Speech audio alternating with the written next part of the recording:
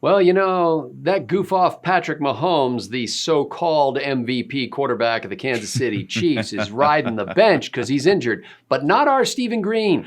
No. Stephen Green is on the field, ready for action right now, and just, let me say, how would the president say it? He's crying and whimpering. Well, I usually have a pretty high threshold for shouting out, "Ow, that hurts!" But I did something all along the ribs here yesterday, sliding on the driveway, and man, I was waking up every time I rolled over in bed last night. I woke up. So you add the bad sleep to the whatever damage it was I did. It's just a bad combination, and I'm going to stop being such a whiny little you-know-what now. Well, were you on a slip and slide? No. Okay, we've been getting this freakish early winter weather, and we got a bunch of snow yesterday. And the snowplow guys also do our sidewalk in front of the house.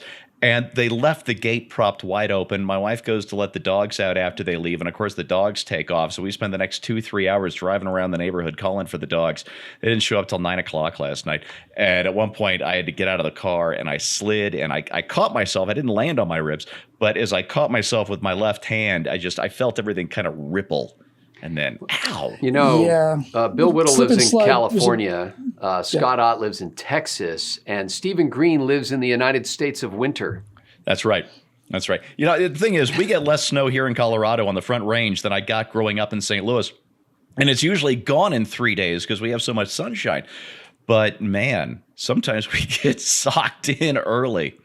I just remember the slip and slide was a source of many broken ribs and abrasions of 80% of your skin. You just do it a bunch. It was fun. Then the next day, it's like I can't breathe and I can't move. Those were the good old days. I never even wrote this down. I just thought of it in my head. It was a outdoor game that combined a slip and slide with jarts. And before I could even pick up a pencil, a lawyer came to visit me and told me no. That's not bad advice. The possibilities for that are practically endless, although they may come to an end rather rapidly. Mm-hmm. As I think that through a little bit more. So, ladies and gentlemen, this is what we call our backstage meeting of the crew of Right Angle, and I think I've already sort of accidentally introduced Bill Whittle and Stephen Green. I'm Scott Ott, and what we do is we kind of hash out in the states where that is legal. We hash out what we're going to do on this week's episodes. And usually we're gracious enough to allow the person we do a round robin thing where each week one of us gets to host an additional episode. And you notice how I said gets to host, not has to host, not is contractually obligated to host, but gets to host. And this week, that somebody is our own Bill Whittle. So Bill, we will defer. You have won the toss and have elected to kick off. What would you like to talk about this week? Damn it! Am I the person who gets to do it? Yes. Yes, you bear the burden of getting to do it. Actually, I have two stories that I like from our pals over at Instapundit. One of which is sitting in one of these boxes right now. The first one is about this video of a shooting robot. There's a video out there of a robot that's like a robot soldier. Looks like it's the latest thing out of Boston Dynamics. And it's very, very good. And you see him out on the range and he's shooting down targets and the guys are trying to knock him down. It's all CGI. It doesn't exist. This doesn't really exist? Vaporware? But it's the best CGI I've ever seen. So I would like to talk about the ethics of this, because in this video, this robot's going like ting, ting, ting, ting, but in reality, be ting, ting, ting. It's just they can't miss. They're perfect soldiers, and to that degree, that is it a soldier or not a soldier? What is it? And should we deploy these things? And nobody's driving it, Bill? It's like... No, it is fully autonomous. Okay. Now, this is still science fiction, but it's not much science fiction. In fact, if there wasn't something much like this already, I'd be quite surprised. Yeah, it's very, very soon. It's And the one video- thing to have a drone and to pick out a target in advance and to fly a mission and, to see it, or even if you see a target of opportunity that appears and you've got some guy in Kansas who's got, a Nintendo Switch in his hand and is guiding the actions of this drone. That's This one is the thing. whole issue. But you're going to fire essentially one munition for the most part. You're going to fire some sort of, a single round of ordnance. But it's another thing to put them on the battlefield and give them, a whole magazine full of rounds and let them choose. Yeah, carte blanche. So humans in the loop is a big part of this. Now, clearly in this video, which again is science fiction, but very, very good science fiction, very good, because it doesn't look at all like science fiction. It looked like they shot it out back in Semi Valley a week ago. So then the question is, do you have to have a human in the loop the whole time? And then the question becomes, well, since we basically are taking our pilots out of harm's way by sending drones over targets, and they're flown from Nevada, I think, why don't we have an entire Army unit made out of 18-year-old, 17-year-old, 16-year-old kids with first-person shooters? Or maybe they're not kids, obviously. Maybe they're soldiers, but they're remote. They're controlling these drones remotely. There is a human in the loop the same way that a human has to fire that missile. But now our guys are safely in some air-conditioned building someplace, and on the other side of the world, this walking death bot. And no more flag-draped coffins at Dover. No more flag-draped coffins at Dover. This won't work into the actual segment, so I'll mention it now, and we can, get away from the topic a little more. But one of my wife's best friends, Cammie, her husband, Julian Cheater, just made brigadier general in the Air Force, and he doesn't fly a desk. This guy flew F-16s in Asia and Europe, and since then he's been commanding I think it's the 435th out of Las Vegas, the drone warriors, picking out people half a world away and raining Hellfire missiles down on them from, as you say, air-conditioned buildings out in the Nevada desert. What Julian learned, and I had this conversation with him several years ago over dinner one night, is that they figured the guys doing this stuff, and gals too now, would, after a day of killing people by remote control, just go home to their families, and that would be that, since they're not actually facing any danger themselves. But what they found out is that these officers were suffering a lot of the same stresses as guys who would actually fly combat missions overseas. The big difference was, when you came home from a sortie, you didn't go to a bar and get wasted with your fellow pilots. You went home to your wife and kids and pretended like nothing happened. And, and these guys There's no decompression chamber. Yeah, these guys were really suffering from not having that. And so Julian is one of the guys who put programs in place to provide that kind of support for people who weren't flying the dangerous missions, but were having the same sort of emotional reactions as though they had. It was a really fascinating discussion. It's almost like they should go out and play volleyball or something to burn that adrenaline out of their system. It's almost kind of good to hear that. It is very good to hear that. Yeah, it's because they are not dissociating themselves from what they're actually doing. They're like, the human brain is able to process this even at that far of a remove and through what appears to be a virtual interface. That's right. They're to be still able aware to understand the humanity of the victims, their own humanity, and the moral struggle of taking an action like that. That's actually one of the more encouraging things I've heard about this sort of new wave of military tech. We make good people. I'd love to have you talk about that, Steve. It's actually really on point, I think. All right. In that case, I will bring it up in the regular segment. And to our members who are going to have to listen to this twice, I apologize. They're used to that by now. I forgot. Right. I'm supposed to be writing things down here. I think I'll probably make that the former members show. The W show, I think, is the Kanye West conversion, and the just the magnitude and the power of it. Who would have thought that a guy who thought he was Jesus is likely to bring more people to real Jesus than Kanye West gives people permission to be Christians now. He gave them permission to be Trump supporters before. Now he's giving them permission to be Christians. He's making it cool. It's a weird sort of a kind of a parallel thing with Trump. It's like Kanye West is the only person, I think, in entertainment whose ego is so gigantic that he's not cowed into the narrative. Yeah. He just doesn't.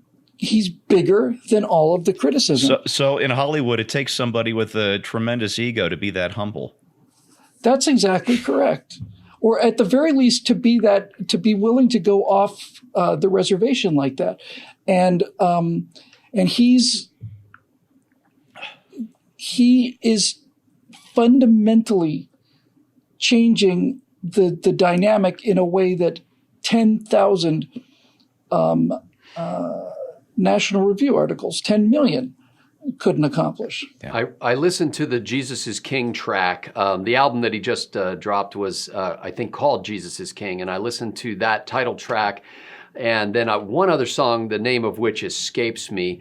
And I also heard from some of my kids who are believers that they had talked to a friend of ours. Ben Walters is a Christian rapper who was Christian first and rapper second, and he goes by the sort of performance name Illy Jam, starts with an I, Illy Jam. Anyway, they said that Ben had listened to the tracks as well, and Ben, I know he went to he was a counselor at the camp that I ran, the Christian Children's Camp, and at least his initial reaction to Kanye's music was a positive one. No red flags of, hey, watch out for this guy who's, using us.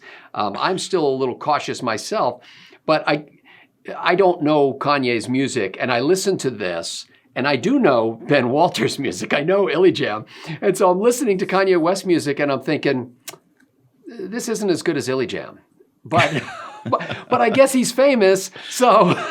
But this is the important point, and I mean no disrespect by this whatsoever. This isn't a Christian hip hop artist. Yeah, this is the hip hop artist. Yeah, who's talking about Christianity, and the difference between these two things is fundamental, and also it just keys into a bunch of other threads about where the pop culture is going, and I'm liking the signs better every day. Nice. Yeah, and we talked about this on a previous episode, either a Bill Whittle Now or Right Angle, where we were talking about this worship service that he had in Wyoming or Montana somewhere. I think it was in Wyoming, yeah. Yeah, how the coverage from the reporter neglected to mention who was being worshipped. And so I had my trepidation about that as a believer, thinking, okay, because I know the weakness of humanity, and especially the gullibility is not the right term, but the eagerness that many Christians have to find acceptance in the pop culture, because it's not cool to be a Christian. I mean, Jesus said it's not cool to be a Christian. That may change, and so and I'm not sure that's a good thing for it to change. But so I was hesitant and continue to be a little bit hesitant to fully embrace this. And I know that Kanye is just a man, and he's likely to fall and embarrass us all. But I was encouraged by what I heard, and I thought, well, this is headed in the right direction. Let's encourage the young man and see where he goes. Nice. From the most unlikely places, sometimes. Yeah. Out of the mouths of babes and donkeys. Actually, there for those who remember the Old Testament story. So that's two, right, for you, Bill? We've got the robot soldiers, that was and one we've and got two. the Kanye. Cool for Christ, as to paraphrase. Sure. What's my favorite band, Bill? Steve. Your favorite band? Cool for Starland Vocal Band. Squeeze. Squeeze. Cool for Cats. Yeah, Rubbing Squeeze. I love sticks that. and stones together, making sparks ignite. There we go with the Starland Vocal Band. Okay, so Steve, I want to do an interview with the lead singer, or the lead two or three singers of Starland Vocal Band, and I'd like to. First question in the interview would be, so which one of your songs do you think is most popular?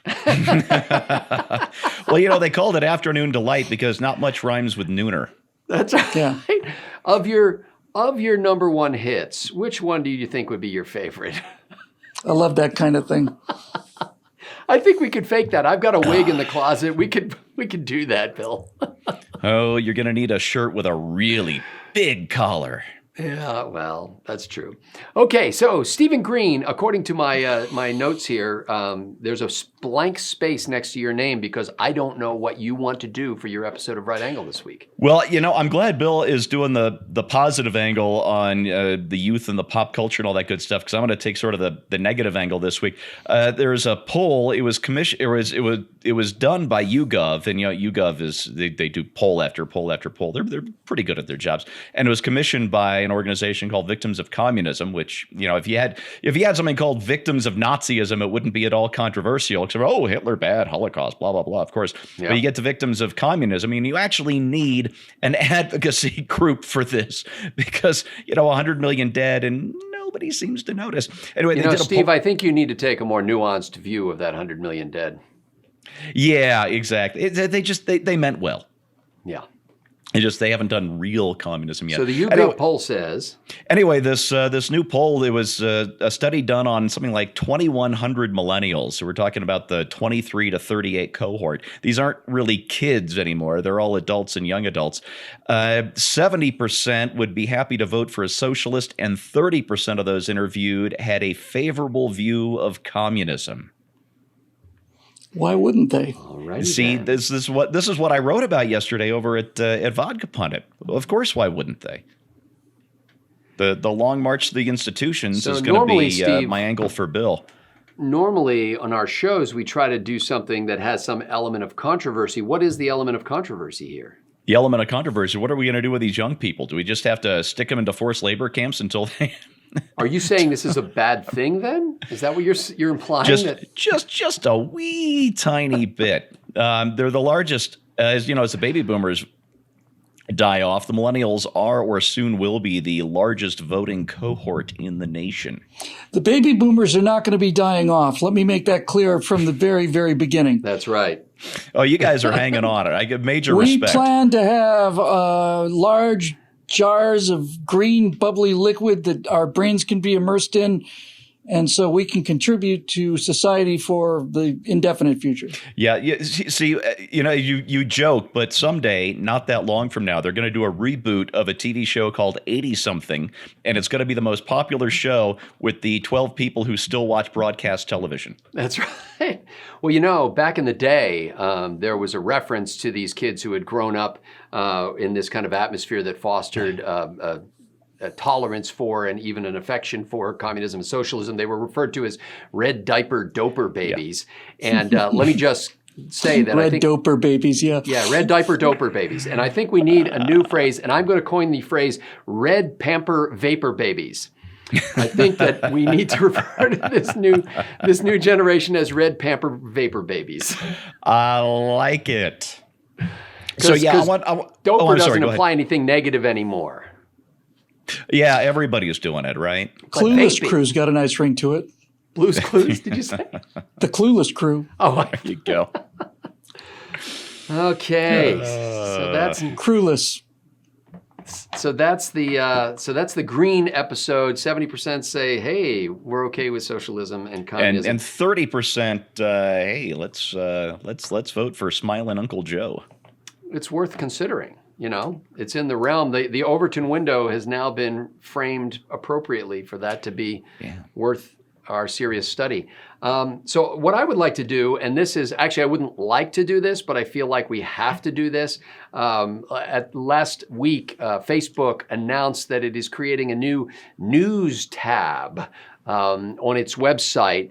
And there are a variety of inspirations for this, but the news tab essentially is to address the concerns that many people have about the disinformation and fake news that the Facebook platform has been used to promote. And so what Facebook is going to do then is make it possible for a process of vetting to happen here. And it's going to be a combination of human agents and an algorithm that's going to be on this news tab so that news that's legit will be there. And by the way, Campbell Brown, remember Campbell Brown from CNN?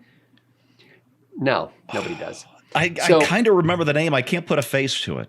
Yeah, she was Murphy Brown's little sister. Anyway, she was Campbell Campbell Brown is like the VP for marketing of this thing now, completely sold out to the man, to big social media. Anyway, so this is going to be filtered, vetted, and paid. Some of the providers of news are going to, like the Washington Post, the New York Times, the LA Times, and other big news providers are going to be receiving compensation from Facebook. And even those news sources that don't get direct payments to put their news stories on this news tab exclusively are able to monetize with ads, apparently, to do this. I thought it was fascinating from a lot of perspectives. First of all, will people now trust the news on Facebook? Oh, yeah, because the Washington Post is a huge step up from some neo-Nazi meme.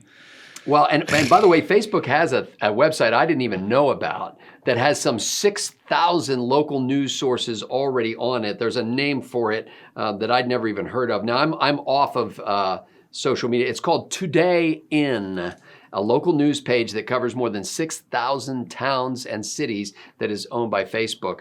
But in addition to just the idea of Facebook curating this, we got the whole issue before that Bill has waxed eloquent about the idea that Facebook is kind of absolving itself of responsibility for the news that appears on its platform because it's not a publisher, it's just kind of a distribution channel. Yeah. And they're bending over backwards to still say we're just a carrier. But man, when you're paying for the news to appear on your site, you're starting to sound an awful lot like a publisher. When you are deciding what stories to run, that to me sounds like the definition of an editor.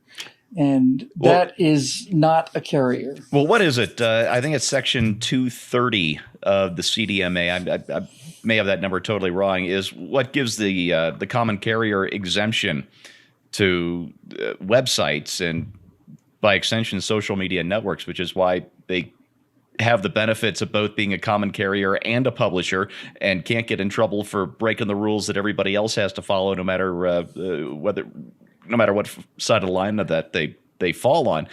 And I think we need to revisit that. It was written to protect little blogs that have comment sections, so we wouldn't have to constantly police our comments for this, for libel or whatever. But when you get to a multi-billion-dollar corporation like Facebook or Twitter, I think maybe you'd need a different set of rules than you do for a one-man blog. And there are the old news that, like, you and I can just go on Facebook and just post links to news sources that, without layers of fact checkers and editors like the mainstream media has.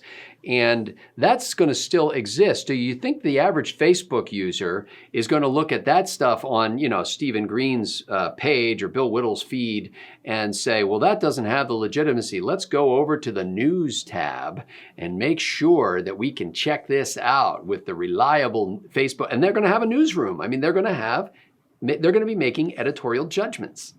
Yeah. Sounds like one of the final meetings of the whalebone corset manufacturing society. And these payments that are going to, like, the Washington Post and New York Times is kind of like hey, sorry we stole your entire revenue engine by giving away the content that you spend a great deal of money producing for free on our platform. And we also stole the whole classified ad section from the papers, which was really the cash cow. And anyway, I wonder, is this going to change America's news habits? Is this does this insulate Facebook or further implicate them in having to be responsible for that which appears on their platform? It's amazing to me that people who have that much knowledge of the internet and that kind of resource base, it's amazing to me that they're utterly blind to the fact that that centralization is finished. It's over. There is no policing. There is no verification. It's gone. It is now a question of a million little sparks of light, and you're responsible for finding your own fact checking. Basically, the idea that something that is so interconnected as the internet can be managed top down by a executive committee of checks and balance, and you've got a blue mark, which means you're telling the truth. It's astonishing to me that they could be so far behind the times. Those days are over. They're gone. And while that system was nice if it was actually working, when it was working, I say I'd much rather have a B-17 found on moon story than no knowledge of what Hillary Clinton had done, or never heard of this guy Jeff Epstein or any of the rest of that stuff. Well, and clearly they're doing this to protect their own reputation because of this, Mark's, or is it a payoff? Well, that too. It's both, Yeah. I think, And Mark Zuckerberg sitting in front of a congressional committee. I don't know if you got to see any of that footage. Speaking of robot soldiers, Bill, I mean, he was just... No, the robot soldier is much more convincing CGI. Hell, Brent Spiner as Data is more convincing than Mark Zuckerberg. He did definitely have that Data kind of vibe, but I don't know if they coach him to do this, but he continually referred to whoever was asking him questions by their honorific. And so, and he would do it several times in a sentence. And, the chairman of the committee would ask him a question and he'd say, Madam Chairman, I'm not sure the answer to that, Madam Chairman. But Madam Chairman, I can ask my attorney to check on that if Madam Chairman will permit me the time. You would think that a guy who's made so much money connecting people would be able to remember a few names, Yes. But I think he looked like a little school child who had gotten in trouble and felt that he could somehow, squirm out from underneath the opprobrium of the committee by paying them tribute by using these titles all the time. It just... There is something about Mark Zuckerberg that strikes me as being frozen at age 13. And I was going to say 14, and but that's kind of scary. Yeah. Really, really is. There's something about him that just doesn't look like it ever grew up. And now it's been in the back of the fridge for a while, and it's it's just. Is it meat? Is it cake? It's meat cake. That's for those of you who don't know what Steve's referencing there. It's a George Carlin routine where that stuff in the fridge. You find something in the fridge and you don't know what it is. And he yells up to his wife, honey, what is this? And she goes, smell it. And he says, it has absolutely no odor whatsoever. Put it back. That's right. It's good. So anyway, ladies and gentlemen, that's what we do here. Each day, things are brought to our attention. We don't know what they are. We smell them. We try to determine whether we should put it back or just throw it out. And so what we do is generally we throw it out to you, our viewers. And it's made possible. We can do this activity and this crucial kind of custodial activity, let's call it that, because of the members at BillWhittle.com. And for you Backstage fans, we have new features on the website, some of which you are aware of. You probably have already seen our new forum feature, and we encourage you to dive in there and create your own topics and do what you will with that. You'll find that under the Connect tab at the top of the page. We also have a new podcast feature. Every new episode of Bill Whittle Now and Right Angle will feature a audio-only version that we host at SoundCloud. But if you go to the podcast page, you will see links to the iTunes Bill Whittle Network page, the Google Play Music Bill Whittle Network page, the SoundCloud page, as well as just the RSS feed that you can slap into any podcast player. And we'll repeat this several times over the coming weeks so that you can start getting the idea. But I will tell you this, and guys, I mentioned this during our Backstage of Backstage, the pre-Backstage, is we posted this less than 7 days ago for the first time. And we've already had some 35,000 people as we record this who have listened to episodes of Bill Whittle Now and to Right Angle, who one would presume are not already watching it on video. So these are mostly new people. They're not primarily from our website. That's very cool. So yeah, that's exciting. And as a member of BillWhittle.com, you're making it possible for us to do this and to get these kinds of conversations out there so more and more people get to hear them in more convenient ways for them when they're in the car, working out at the gym, in the backyard or whatever. Yes, Bill. I was just going to say somewhere between 8 months and 13 months from now, there's going to be a report issued by the National Transportation Safety Board, because a lot of people listen to these things in their car while they're driving. And it's going to be like there's going to be road accidents, and then it's going to just hit this spike. It's just this enormous spike of people driving off the road while sleeping, asleep at the wheel. I thought you were saying they were so excited about what they were hearing. No. The number of accidents, the number of serious accidents, people running off, cliffs or bouncing off of guardrails is like, what happened? I don't remember. I remember getting in the car. And then I turned on something and then I'm inverted. See, this is why. And let's not forget the huge uptick in incidents of road rage as well. That's right. Yes. See, this is why we have to encourage Tesla to really get going on this auto driving kind of thing. Help us, Elon Juan Kenobi. You're our only hope. And let me just say from the bottom of my heart that if all of those episodes and thousands of hours, if all of that leads to just one conservative forcing a progressive off the road, then it's all been worth it. All been worth it, yeah. And, I would encourage you, when you get pulled over, keep that podcast playing through your car speakers. Because you never know when the state trooper or the local police officer coming up will overhear that and say, straight shooter. We don't need to write you up today. You just take it easy. Drive along, sir. That's right. So, ladies and gentlemen, thank you for your generous contributions to this effort. We thank you for your engagement in this platform that's making it better every day. And oh, by the way, I'd also said that we now make it possible for you to share all of our content on the website, except for the Backstage episodes, the comments, the forum, the things that are private. But you can share all those videos from the website instead of from YouTube with your whole network of friends. There's a share link under everything. There's also a new upvoting feature. See, there are so many new features. Wow. I don't even know how many new features there are. But we're making it better all the time, and we do that because we love you and because you pay us. So thank you for all of that. For Bill Whittle and Stephen Green, I'm Scott Ott. We'll see you this week on Right Angle.